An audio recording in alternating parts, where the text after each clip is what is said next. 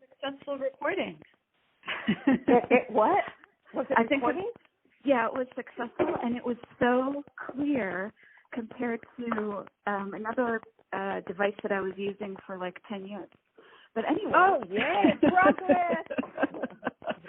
Technology can be useful sometimes. Yeah, I did an interview yesterday, and the sound was so bad that I actually was having a really hard time hearing all the questions, and I was like, oh, I think this is what she asked. So that's great. Well, thanks so much for taking the time today. It's a pleasure to speak with you as a longtime fan. Thank you. And so tell me a little bit about what you're up to now and what people can expect from, you have some upcoming appearances here in the Bay Area this weekend. Yeah. Well, what I'm up to is I'm having my second record come out, my second solo album, and I'm pretty excited about that. I feel like I've got solo album fever. Once I recorded the first one, it was such a wonderful experience, and the touring that followed, and the support I got from my friends who are musicians and from like fans and old fans and new fans. It's just been really motivating. So I was touring with the first album. I was touring with a pretty regular band that consisted of 2 college students and a college professor. And we got to a point where the college professor said, I have to write a book. I'm going to have to take some time off and finish my book because I can't keep my job unless I publish it. Mm-hmm. And my college students were like, we have papers to write and stuff. So I had to take the break. It was like a mandatory break. And I decided I was going to waste the energy, the momentum that I had. So I started working on new songs for this second album. And really, I channeled all that like excitement that I had, and was able to come up with another album that I'm really proud of, and then pull in different people to come in and record it, including some of the core members of my touring band, but also other people that I admire and wanted to bring into the project. That's amazing. And how were you able to book some of the shows up here in the Bay Area? How did that come about? It started with I have a very dear friend in Martin Sorondegui, who is he and I became friends many, many years ago when he interviewed me for a documentary that he was filming called Más Allá de los Gritos. And I got to know him, and over the years we've become really close. So he sings for Limpress and he sings for Crudos. And when he told me that Crudos were playing a show, I kind of raised my hand and said, if you need anyone, I'm here. So I felt kind of embarrassed to do that, but I did it. I'm a little bit shameless that way. And so they invited us to play the show in Oakland with them. And then after I did that, I actually, my friend Camille, who is in the Midnight Snacks, wrote to me on Facebook and said, if you want another show, we can set something up. And so she set up a show with Midnight Snacks, and then my record distributor, they don't usually do this, but they actually help set up a show at Amoeba because, they're a record distributor, so they must know people at Amoeba. So that's a good connection right there. Yeah. So they set that up, and the record comes out on Friday, so it all lined up really nicely. And I'm great. Yeah, I'm excited. Really, really excited. Yeah. Well, it's great that you're going to be having a few appearances. On Saturday, you're going to be in Oakland. Yes, on Saturday I'm in Oakland playing with Limpress. And then on Sunday I do a mini set at Amoeba. in the afternoon. Yeah, and that's a free event, all ages, and then at night I will do a full set at 1-2-3-4 Go back in Oakland. I see. Well, that's really exciting. That doesn't happen too often. I know. I mean, I wonder, like, is it wise to play this many shows in such a such a small radius? But the show with Libris was already sold out, so I felt like I'm not going to affect that outcome. 1-2-3-4 Go is a small, very intimate venue, which I like, because I feel like it's a different energy when you can see everybody's face in the room. Right, definitely. And then Amoeba is also like, I feel like Amoeba is kind of like a place where people can come in with no commitment, get a sample of like what's happening, like they can listen to music and see if they like it or don't like it. And if they don't like it, all they have to do is walk away and look at a book or record in another section. So they can start looking, I was going to say they could start looking at the jazz or the classical section. So I like that idea too. I like giving people options. Definitely. And I saw recently that you did a music video with Kathleen Hanna. Yes. And how did that come about? Well, I am good friends with Allison Wolf, and when I was recording my album, she happened to be staying just like a couple blocks away from the studio where I was recording. So every now and then she would come by. She'd just drop by the studio to say hi, and we'd share a cup of coffee or tea or a snack or something and just hang out. And she sings on a few of the songs, and she's like, I don't know, she's just a friend, so she hung out. And she heard 77, and I think I had done just like a scratch vocal for the musicians to know where the changes were. And she said, you know what? Who would sound really good on this song is Kathleen.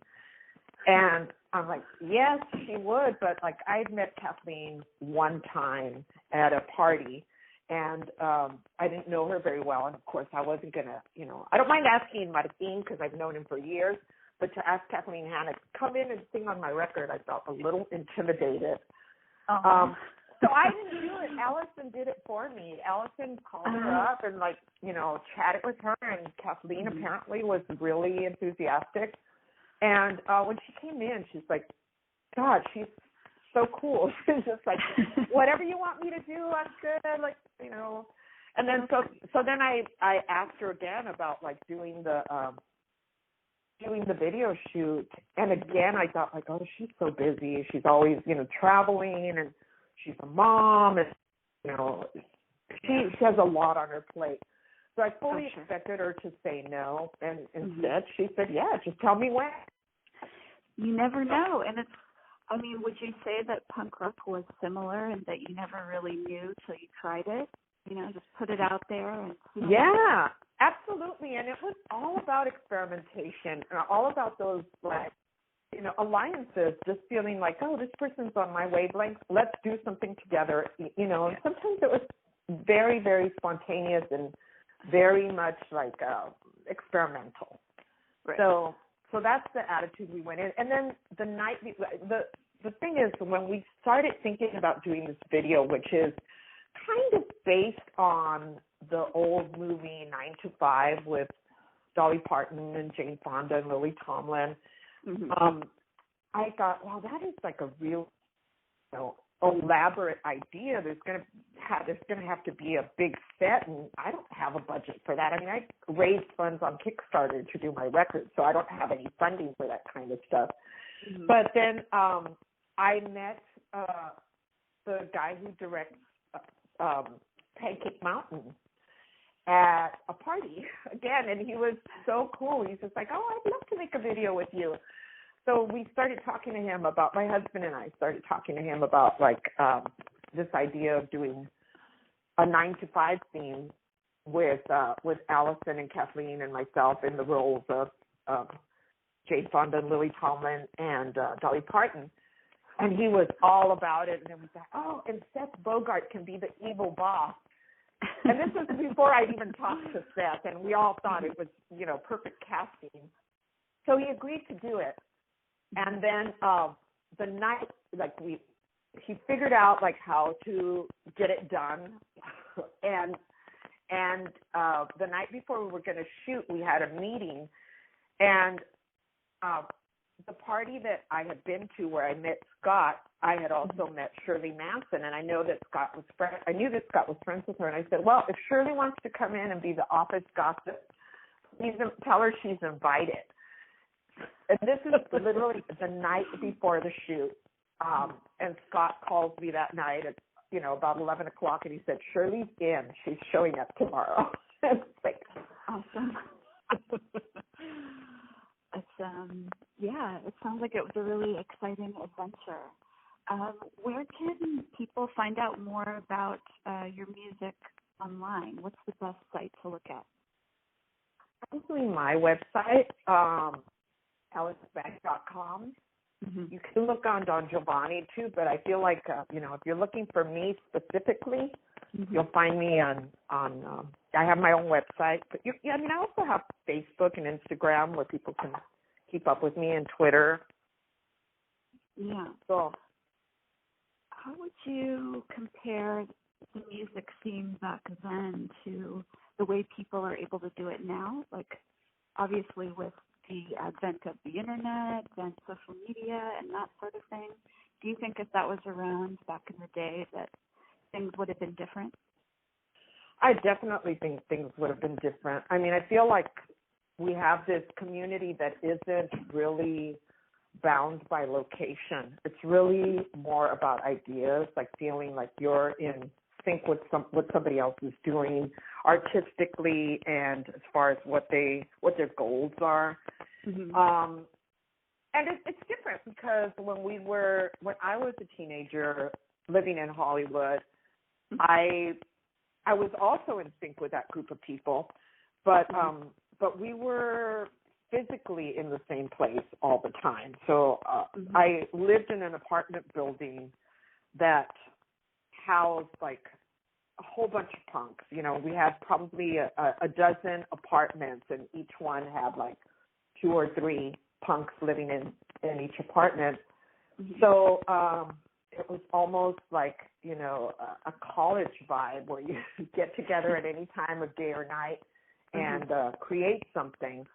But I feel like similarity, because you can do that on the internet too. You can have these long distance collaborations because, with technology, it allows you to write a part in your living room and then, send it off to somebody else for someone else to add their part.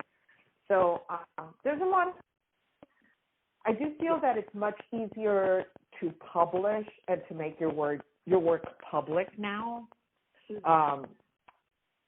To get your music on CD, to put it up on Bandcamp or SoundCloud, and to build your own, either your website or to just be on social media. So you really can be your own record company, which is different, Like I said, at the time that I was doing punk, it was still sort of mystified. There was still this impediment of like, if you want to record multi-track, we have to find a studio where we can get a cheap rate, unless you knew someone who happened to have, some old equipment that you could use.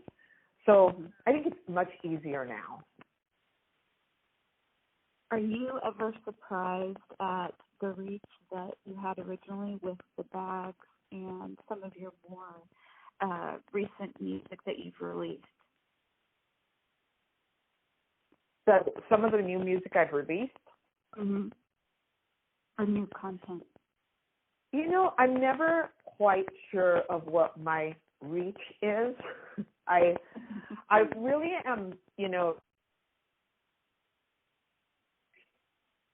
when I am at a venue and I'm engaged with the audience, and if I feel like they're connecting to me, then that's what I That's what I'm aware of. I don't know how far my reach goes or how far it went before. All I know is when I used to play with the Bags, we could sell out shows very easily. I feel like, now I work at it. I have to promote shows, and I think at that time I just was unaware of it. I wasn't involved with the whole idea of promoting, but somebody did. Oh, there's my dog. I'm sorry. Hi, Dad. Somebody must have come to the door, or there's squirrels around here too, so she goes crazy. Oh, I can only imagine. So with the advent of the Time's Up and the Me Too movement, would you say that you were influenced by the women's movement, or do you think that it's had any effect on the music scene over the years? Well, I personally was influenced by the women's movement, but also in a very organic way. I was influenced by the fact that I lived in a patriarchy from the moment I was born. I lived in a house where my father really ruled with an iron fist, and he used that iron fist on my mother very often. He was abusive towards my mother. And so we all kind of lived in a little bit of fear because he was so aggressive. Every now and then, a strong woman would come into contact with my father and challenge him. I have an aunt who did it. I have a sister-in-law who did it. And any time that any woman challenged my father, even as a little kid, I remember thinking, I want to be that woman. I want to be like her. So challenging my father, or seeing my father challenged from when I was a little girl, I think that made me a feminist. Like, I knew I wanted to have that strength and that power.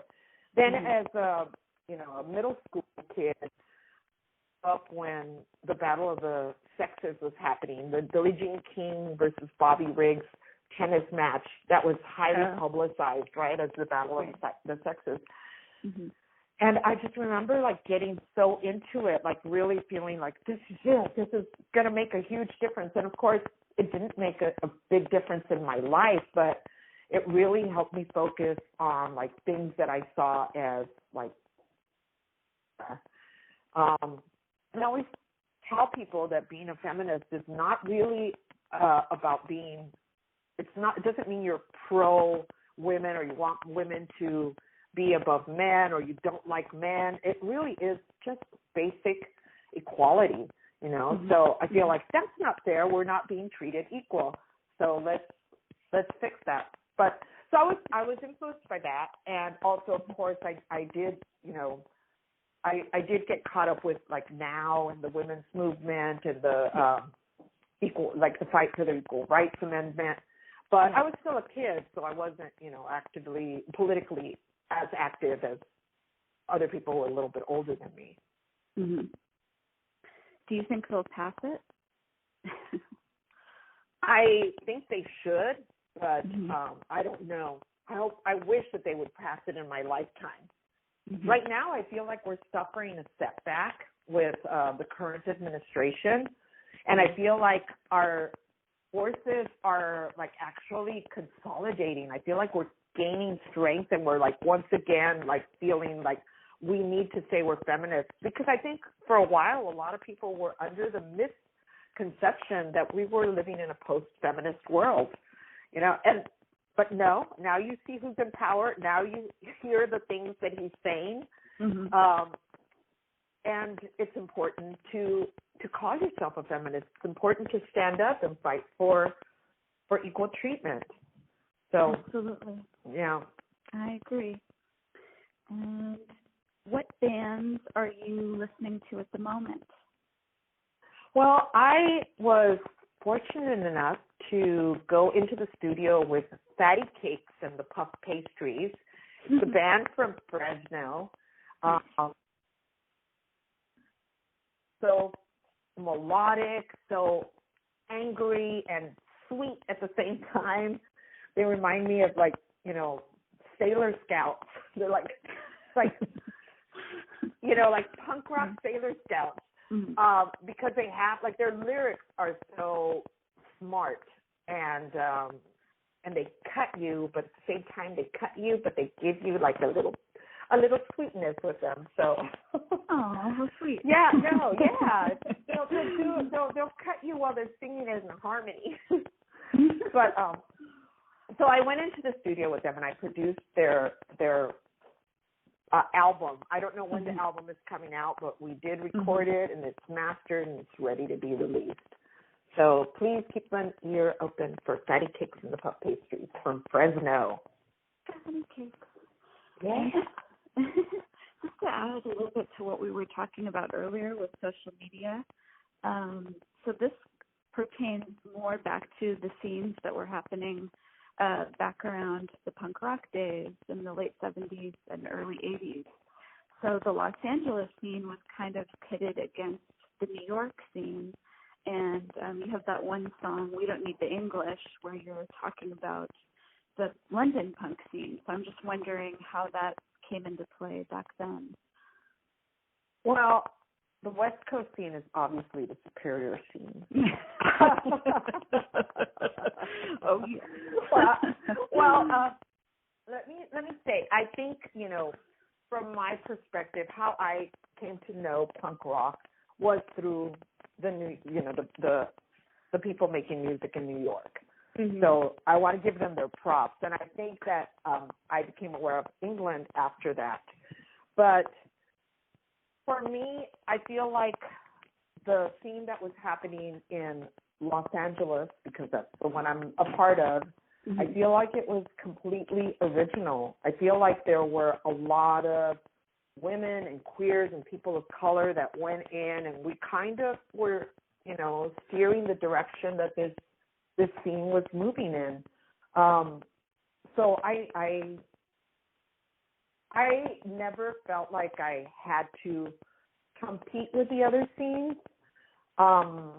In fact, we listened to all the music. We listened to music from New York. We went to see the bands when they came on tour. We, supported the punk rockers from all over the place. I think my response was when people would talk trash about LA. I think LA gets a really bad rap sometimes. Yeah. People see us as very superficial, and sure, there's the component of that. Of course, there is, the factory of dreams that is all about creating illusions. But that doesn't mean that there aren't people with original ideas, and we have. I don't know. I just feel like our scene was unique. There's no band like the Screamers in New York or in England. There's nobody like the Weirdos on the planet. There's the Go-Go's were originals. I mean, I feel when you go back and you think of all the and the other thing that people forget is that almost a lot of the bands, good majority of the bands had women in them, either playing an instrument or singing or managing the band. There was a lot of participation from women, and I don't know if that's unique to the New York scene because I don't know. I mean, I don't know if that's unique to our scene because I don't really know what was going on in the New York scene. I don't really know what was going on in the scene in England. Right. The English came about because my guitar player had read an interview where an English band had basically said that that Los Angeles, they put down the LA scene and said that we were imitating the English scene, and that was our response to that. And the Yes LA was meant to be funny. It wasn't meant to be I love the the whole like no way thing. I love both albums. I'm just going to put it out there. So I grew up listening to both albums. Yeah, I mean, I don't know if you can tell by like the music that I've been putting out, but my taste is pretty eclectic. So I listen to a lot of stuff, and I love, you know, the music from all backgrounds. I'm not going to sit around and like have somebody slam us without actually listening to what we're doing or what we were doing and giving us a fair shake, because I really feel like we had a very original scene. Also, I feel like we were very inclusive. We had bands that toured from up and down the coast, and we like supported each other. So I stand by what I say. For me, it was the best scene. Well, that's awesome to hear, and I'm a fellow former Southern California resident, so, you know, growing up listening to bands like The Weirdos, The Bags, X, just the whole scene, and, you know, it was a great musical upbringing, I must say. Thank you. Good. Yeah. I'm glad we played a part in it. And yeah, but the other thing is it's not a competition. You know, there's room for everybody. That's good. Because, you know, you want variety. You don't just want more of the same, which, unfortunately, depending on where you look for music, there's a lot of that in mainstream music, which was probably the same back then. So it just depends where your interests lie. So yeah. Absolutely. Well, thanks so much for taking the time today. Well, thank you. And I'm glad we were able to connect. Yes, it's always great to talk to your viewers. Oh, thank you. I will be, hopefully, I'm pretty sure I'll be at the San Francisco appearance, but I'll try to make it to one of the Oakland ones as well, because I know you don't get up here too often. So, yeah, we'll see you this weekend. All right. Well, great. I look forward to meeting you in person. Come up and tell me it's you. Okay.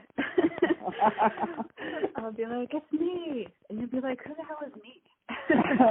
Be more specific. Well, wait. Now, do you have the new songs so that you can play them? I'm not sure. Is it on Spotify or YouTube? I know it's a video. Well, right. NPR did a preview, but if you want, maybe I can send you a link or something. I'll ask the record company if they'll send you a link so you can play the new songs. But I will have, you know, CDs and records with me. But if you're airing this before, I think Saturday evening, early Saturday. Okay, so I'll make sure to get a link to you at least so you can play stuff, and then I'll get you a real copy when I see you, a hard copy. Yes, I can't wait. Oh, thank you. Excited too. All right, well, this clip. It's a bit rainy here. Thank you. Oh, yeah, me too. It's raining here too. Thank you for making it work, and I'm sorry about yesterday. It was just don't worry about crazy. It's, you know, I'm the same. I just started a new job, so it's like I'll start something and then I'll follow up on it, but it might be a little bit later than I meant to. So I totally understand. Oh, thank you. All right. Well, I'll be seeing you soon. Okay. I'll see you this weekend. Okay. Have a good one. You too. Bye. Okay. Take care. Bye.